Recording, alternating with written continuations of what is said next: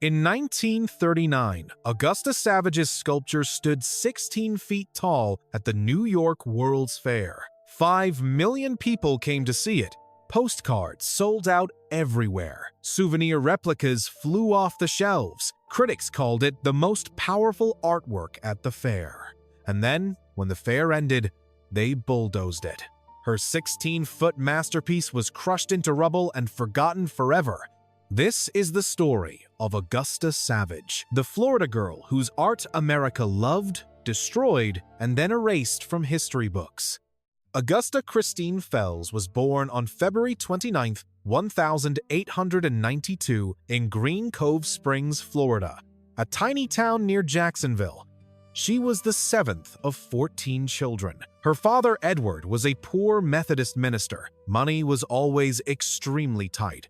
But Green Cove Springs had something special: rich, red clay everywhere, and young Augusta was drawn to it like a magnet. She later recalled, from the time she first saw rain falling on the red clay in Florida, she wanted to make things from it. While other children made mud pies, Augusta made ducks and chickens, little clay animals that looked almost real. She was 5. But her father saw her sculptures as sinful, graven images. He called them forbidden by the Bible. He demanded she stop now. Her father beat her 4 or 5 times a week, she later said, and almost whipped all the art out of her. Almost, but not quite. She kept sculpting anyway, in secret, hiding her creations from her father, waiting for her chance. The art refused to die. In 1915, the family moved to West Palm Beach. Augusta was 23 now, and finally, she found someone who believed in her. At the 1919 Palm Beach County Fair, Augusta set up a booth displaying her clay sculptures. Her first public showing ever, she won the $25 prize for most original exhibit. That money, about $700 today, changed everything. The fair superintendent, George Graham Curry, was stunned by her raw talent. He told her to pursue art seriously. She listened. She moved to Jacksonville, hoping wealthy black residents would commission portrait busts. The plan failed. She needed bigger stage. So, in 1921, Augusta Savage made the biggest decision of her life. She would go to New York City to study art completely alone. She arrived in Harlem with $4.60 in her pocket, a letter of recommendation, and an unstoppable dream inside.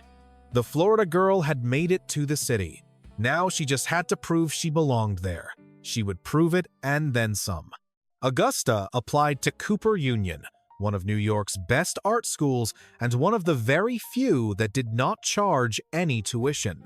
She was accepted ahead of 142 other applicants on the waiting list. Her raw talent was simply that obvious. The sculpture program was 4 years long. Augusta completed it in 3.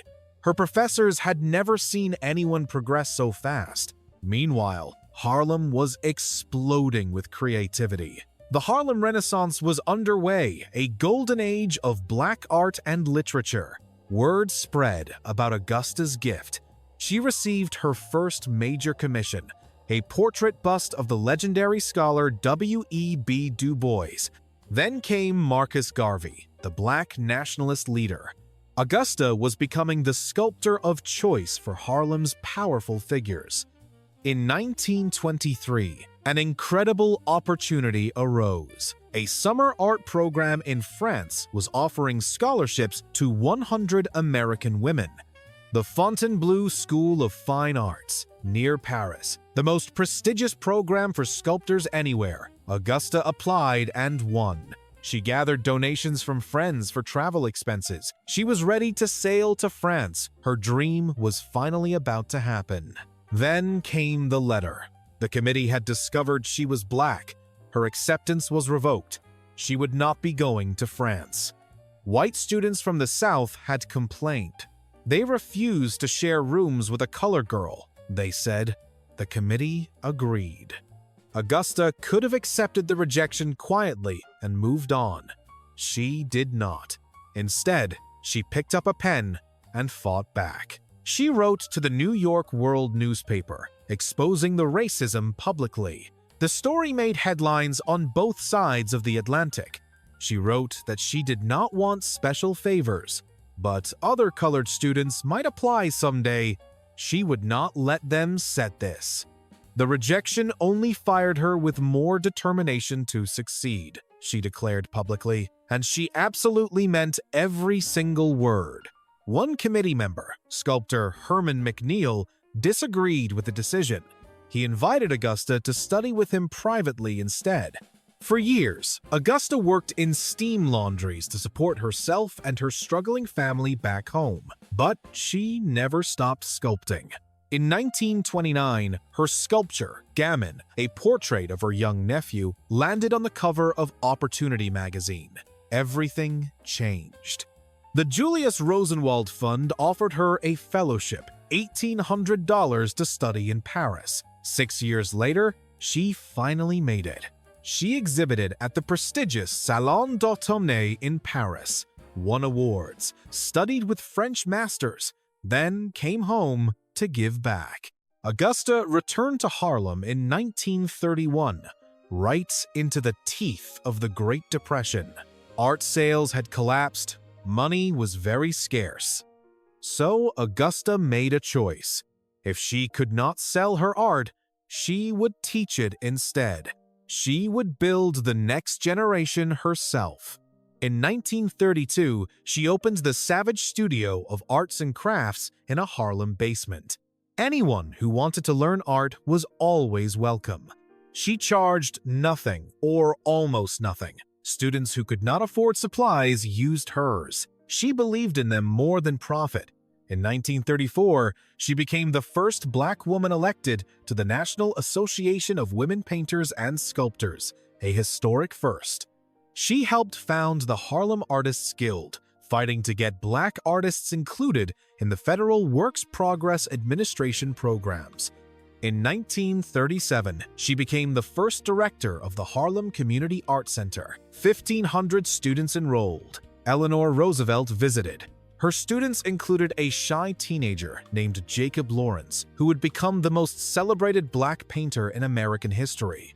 Norman Lewis, Gwendolyn Knight, Kenneth Clark, whose research would later help end school segregation, all learned from Augusta. Jacob Lawrence later said Augusta Savage was the professional person in Harlem. When you spoke of Negro artists, she was the name. When Lawrence was too young for the federal art program, Augusta personally brought him back the next year. She never forgot anyone. Augusta knew her financial struggles might prevent her own work from lasting, so she invested in something more permanent: people. She once said she had created nothing really beautiful or lasting, but if she could inspire these youngsters, they would be her monument. Let that sink in for a moment. She knew she might be forgotten someday. She made peace with it as long as her students succeeded. Then, in 1937, an opportunity arrived that could change everything. The New York World's Fair wanted to commission her artwork directly. Augusta Savage would finally get her masterpiece on the world stage. But this triumph would also become her greatest tragedy. The 1939 New York World's Fair was massive.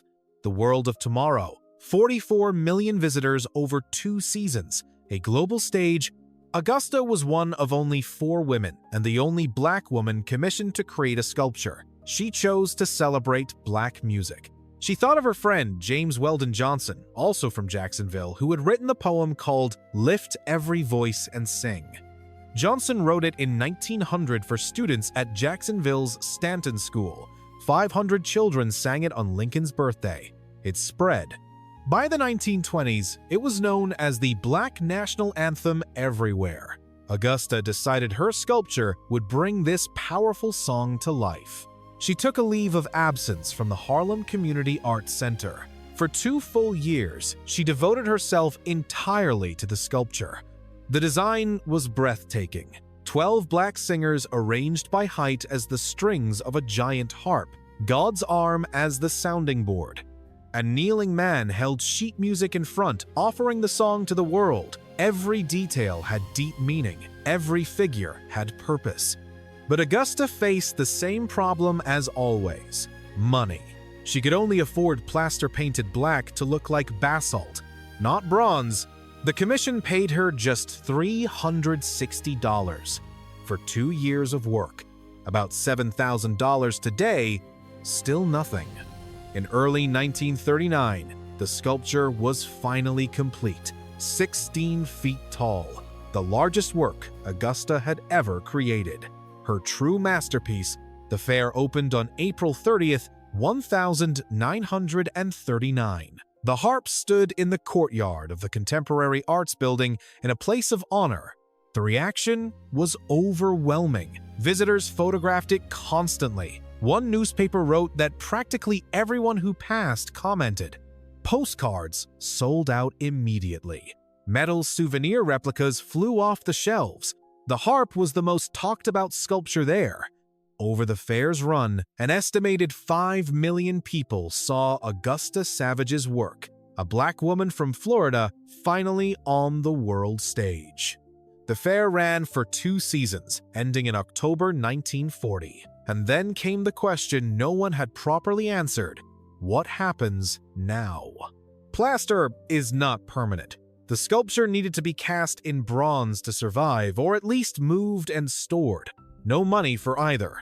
Augusta Savage, who had worked in steam laundries, who lived on almost nothing, could not afford to save her own masterpiece. World's fairs were designed to be temporary spectacles. When they ended, everything got demolished. The harp would be no exception. In the fall of 1940, bulldozers rolled in. Augusta Savage's 16-foot masterpiece was crushed into rubble, gone forever now. When Augusta returned to the Harlem Community Arts Center, she discovered her position had been filled by someone else. She was out. She tried opening a gallery, the first black-owned art gallery in America. It closed quickly. Nothing seemed to be working anymore. In 1945, Augusta left Harlem behind. She moved to a farmhouse in Saugerties, New York, about 90 miles north of the city. She raised chickens, sold eggs, grew vegetables, worked as a lab assistant at a mushroom research facility. Art became just a memory. She still taught art to local children in summer camps. Augusta never stopped being a teacher, even when the world had forgotten her. On March 26, 1962, Augusta Savage died of cancer. She was 70 years old. The New York Times gave her a small obituary. Of the roughly 160 works she created during her lifetime, about 70 have been lost or destroyed, never cast in bronze. But remember what Augusta said? Her monument would be in her students' work, and those students went on to change America completely. Jacob Lawrence became the most acclaimed black painter of the 20th century. His Migration series hangs in major museums worldwide.